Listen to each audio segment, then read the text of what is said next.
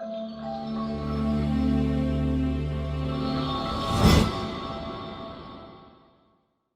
this video, we're going to see how to insert the radial and spiral pattern type project.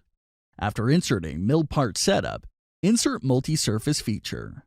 Select the required feature type and strategy. Click OK. Generate operational plan and toolpath. Edit the area clearance operational parameters.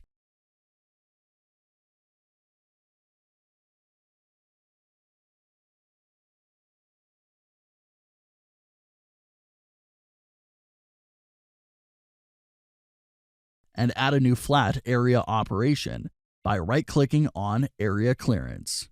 Choose a suitable tool and select the Multi-Surface Feature 1 in the Features tab.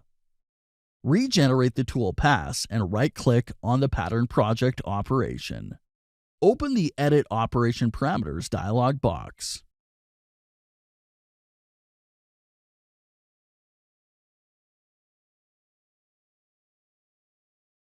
Under the Pattern tab, choose the pattern as radial and edit other parameters if needed.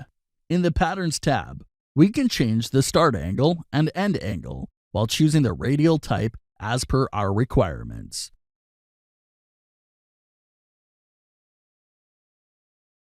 When the reverse step over box is checked, the tool pass end will be changed to the opposite end.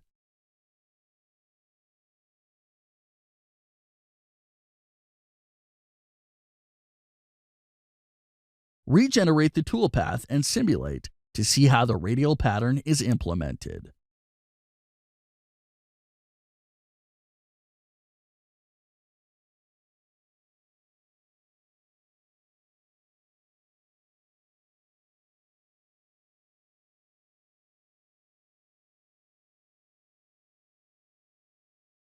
For spiral pattern type, do the same and change the pattern type to spiral under the Pattern tab.